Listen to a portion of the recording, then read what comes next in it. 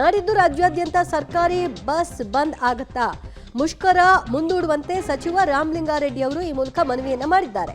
ಸಂಕ್ರಾಂತಿ ನಂತರ ಸಮಸ್ಯೆಗೆ ಸ್ಪಂದಿಸುವ ಭರವಸೆಯನ್ನ ಈಗ ಕೊಟ್ಟಿದ್ದಾರೆ. ಫೆಬ್ರವರಿ ಬಜೆಟ್ನಲ್ಲಿ ಸಹಾಯ ಮಾಡೋದಾಗಿ ಮುಖ್ಯಮಂತ್ರಿಗಳು ಹೇಳಿದ್ದಾರೆ ಅಂತ ಕೂಡ ತಿಳಿಸಿದ್ದಾರೆ. ಈಗ 13 ಸಂಘಟನೆಗಳು ಮುಷ್ಕರ ಮಾಡೋದಾಗಿ ಹೇಳಿಕೆಯನ್ನ ಕೊಟ್ಟಿವೆ. ಸಾರಿಗೆ ಇಲಾಖೆಯಲ್ಲಿನ ಸಮಸ್ಯೆಗಳು ಎಲ್ರಿಗೂ ಕೂಡ ಗೊತ್ತಿದೆ. ಹೀಗಿದ್ದಾಗ ಸಂಕ್ರಾಂತಿಯವರೆಗೂ ವೇಟ್ ಮಾಡಲಿ, ಮುಷ್ಕರದ ಬಗ್ಗೆ ಸಿಎಂ ಗಮನಕ್ಕೂ ಕೂಡ ತಂದಿದ್ದೀನಿ ಅಂತ ಸಚಿವ ರಾಮಲಿಂಗಾರೆಡ್ಡಿ ಅವರು ಹೇಳಿದ್ದಾರೆ. ಹೀಗಾಗಿ ಯಾವುದೇ ಔಟ್ಕಮ್ ಬಂದ ಹಾಗೆ ಕಾಣಿಸ್ತಿಲ್ಲ, ಫೈನಲ್ ಒಂದು ನಿರ್ಣಯಕ್ಕೆ ಬಂದ ಹಾಗೆ ಕಾಣಿಸ್ತಿಲ್ಲ. ಮತ್ತೆ ಮುಂದಕ್ಕೆ ಹಾಕೋ ಪ್ರಯತ್ನವನ್ನ ಸರ್ಕಾರದ ವತಿಯಿಂದ ಮಾಡ್ತಾ ಇದ್ದಾರೆ. ಆದರೂ ಕೂಡ ಸಂಘಟನೆಗಳೇ ನಿರ್ಧಾರಕ್ಕೆ ಬರುತ್ತೆ ಈಗ ಅನ್ನೋದನ್ನ ಕಾದು ನೋಡಬೇಕು. ಯಾಕಂದ್ರೆ ಸಂಕ್ರಾಂತಿ ನಂತರ ನೋಡೋಣ ಅಂತಿದ್ದಾರೆ, ಬಜೆಟ್ನಲ್ಲಿ ಸಮಸ್ಯೆಯನ್ನು ಬಗೆಹರಿಸ್ತೀವಿ ಅಂತಿದ್ದಾರೆ. ಎಸ್ಮಾ ಬಗ್ಗೆ let us have a clarity on that. ಅದೇನಂತ ದೊಡ್ಡ ಬ್ರಹ್ಮಾಸ್ತ್ರ ಏನಲ್ಲ. ಇದು ಶುರುವಾಗಲೇ 20 ವರ್ಷ ಆಯ್ತು. ನಾವು ಕೆಸ್ಮಾ ಅಂತ ಕರ್ನಾಟಕ ಸ್ಟೇಟ್, ಮುಂಚೆ ಎಸ್ಮಾ ಇತ್ತು, ಕೆ ಹಾಕಿದ್ದಾರೆ ಅದಕ್ಕೆ, ಕೆಸ್ಮಾ ಅಂತಾಗಿದೆ. ಪ್ರತಿ 6 ತಿಂಗಳಿಗೊಂದು ಸಲ ಅದನ್ನು ಎಕ್ಸ್ಟೆಂಡ್ ಮಾಡ್ತಾರೆ. ಅಸೆಂಬ್ಲಿಗೆ ಆ ಪವರ್ಸ್ ಇದೆ. ಅದು ಮಾಮೂಲು ರುಟೀನ್ ಆಗಿಟ್ಟು ಪಾಸ್ ಮಾಡಿ ಕಳಿಸ್ತಾರೆ. ಅದು ನಮಗೆ ಕಳಿಸ್ತಿರ್ತಾರೆ, ಪರ್ಟಿಕ್ಯುಲರ್ ಎಸೆನ್ಷಿಯಲ್ ಸರ್ವಿಸ್. ಅದರಿಂದ ನಮಗೆ ಎಸ್ಮಾ ಅಂದರೆ ಏನಂತ ಶಾಕಿಂಗ್ ಏನಲ್ಲ ಅದು.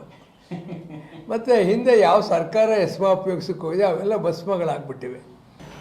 ಈಗ ಅವ್ರು ನಮ್ಮನ್ನು ಸಿ ಎಮ್ ಅವರು ಇದುವರೆಗೂ ನಮ್ಮನ್ನು ಮೀಟಿಂಗ್ ಕರೆದಿಲ್ಲ. ಸ್ಟ್ರೈಕ್ ನೋಟಿಸ್ ಕೊಟ್ವಿ, ಬೆಳಗಾಂ ಚಲೋ ಮಾಡಿದ್ವಿ, ಮನವಿಗಳು ಕೊಟ್ವಿ. ಮತ್ತು ಸೆಪ್ಟೆಂಬರ್ ಕೊನೆ ವಾರದಲ್ಲಿ ಸ್ಟ್ರೈಕ್ ನೋಟಿಸ್ ಕೊಟ್ಟು ಅದನ್ನು ವಾಪಸ್ ತೊಗೊಂಡ್ವಿ. ರಾಮಲಿಂಗಾರೆಡ್ಡಿಯವರು ಅಕ್ಟೋಬರ್ 9ಕ್ಕೆ ಮೀಟಿಂಗ್ ಮಾಡಿದ್ರು ಅಂತ. ಮತ್ತು ನಾವು ಸ್ಟ್ರೈಕ್ ಮಾಡ್ತಾ ಇರೋದು ಸ್ಟ್ರೈಕ್ಗಾಗಿ ಅಲ್ಲ, ನಮ್ಮ ಬೇಡಿಕೆಗಳು ಈಡೇರಲಿ ಅಂತ ನಾವು ಮಾಡ್ತಾ ಇರೋದು. ಅದರಿಂದ ಅವ್ರು ಮಾತುಕತೆ ಕರೆದ್ರೆ ನಾವು ಖಂಡಿತವಾಗ್ಲೂ ಮಾತುಕತೆಯಲ್ಲಿ ಭಾಗವಹಿಸ್ತೀವಿ. ಮತ್ತು ಅವ್ರ ಕಡೆಯಿಂದ ಸಕಾರಾತ್ಮಕವಾದಂಥ ಸ್ಪಂದನೆ ಬಂದರೆ ನಾವು ಕೂಡ ಜಂಟಿ ಕ್ರಿಯಾ ಸಮಿತಿ ಚರ್ಚೆ ಮಾಡಿ ಅದ್ರ ಬಗ್ಗೆ ಏನು ತೀರ್ಮಾನ ಮಾಡಬೇಕೋ ನಾವು ಮಾಡ್ತೀವಿ. ಹಠಕ್ಕೋಸ್ಕರ ನಾವು ಸ್ಟ್ರೈಕ್ ಮಾಡ್ತಾ ಇಲ್ಲ, ನಾವು ಮಾಡ್ತಾ ಇರೋದು ನಮ್ಮ ಬೇಡಿಕೆಗಳನ್ನ ಈಡೇರಿಸಿಲ್ಲ ನೀವು ಅಂತ. ಅದರಿಂದ ಅವ್ರು ಕರೆದ್ರೆ ನಾವು ಹೋಗಿ ಭಾಗವಹಿಸ್ತೀವಿ. ಮತ್ತು ಇನ್ನಿತರ ನಮ್ಮ ನೌಕರಿಗೆ ಸಂಬಂಧಪಟ್ಟಾಗೆ ಅನೇಕ ಕಾರ್ಯಕ್ರಮಗಳನ್ನೆಲ್ಲ ಕೊಟ್ಟಿರ್ತಕ್ಕಂಥದ್ದು ಎಲ್ರಿಗೂ ಗೊತ್ತಿರ್ತಕ್ಕಂಥ ವಿಚಾರ. ಮತ್ತು ಅವರು ಸಂಘಟನೆಯವರು ಅವರು ಸಹಜವಾಗಿ ನೌಕರರ ಪರವಾಗಿ ಅವರು ಹೋರಾಟ ಮಾಡ್ತಾ ಇರ್ತಕ್ಕಂಥದ್ದು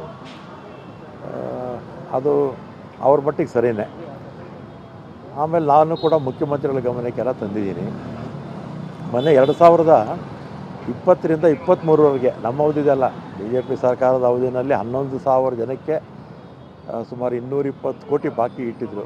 ಅದನ್ನು ಕೂಡ ಬಿಡುಗಡೆ ಮಾಡಿ ಎಲ್ರಿಗೂ ಕೂಡ ಹಣ ತಲುಪಿಸೋ ವ್ಯವಸ್ಥೆ ಮಾಡಿದ್ದೀವಿ. ಮತ್ತು ಮುಖ್ಯಮಂತ್ರಿಗಳು 2,000 ಕೋಟಿ ರೂಪಾಯಿ ಈಗ ಬಿಡುಗಡೆ ಮಾಡಿದ್ದಾರೆ. ಅದು ಕ್ಯಾಬಿನೆಟ್ಗೆ ಸಬ್ಜೆಕ್ಟ್ ಬರ್ತಾ ಇದೆ. ಅದು ಬಂದರೆ ಒಂದಷ್ಟು ಸಮಸ್ಯೆಗಳು ಪರಿಹಾರ ಆಗುತ್ತೆ. ಉಳಿದಾಗೆ ಅವರ ವೇತನ ಪರಿಷ್ಕರಣೆದು ಅದೆಲ್ಲ ಸ್ವಲ್ಪ ಇದೆ, ಅದ್ರ ಬಗ್ಗೆನೂ ಮಾತಾಡಿದ್ದೀವಿ. ಮತ್ತು ನಮ್ಮ ಮ್ಯಾನಿಫೆಸ್ಟೋದಲ್ಲೂ ಕೂಡ ಸಮಾನ ವೇತನ ಅಂತಲೂ ಇತ್ತು, ಅದ್ರ ಬಗ್ಗೆನೂ ಮುಖ್ಯಮಂತ್ರಿಗಳ ಗಮನಕ್ಕೆಲ್ಲ ತಂದಿದ್ದೀನಿ. ಮತ್ತು ಎಲ್ಲ ಪಾಸಿಟಿವ್ ಆಗಿ ನಾನು ಕೂಡ ನಮ್ಮ ಎಲ್ಲ ಇದುವರೆಗೂ ಕೂಡ ಭಾಳ ಸಹಕಾರ ಕೊಟ್ಟಿದ್ದಾರೆ ಎಲ್ಲ ಸಂಘ ಸಂಸ್ಥೆಗಳು.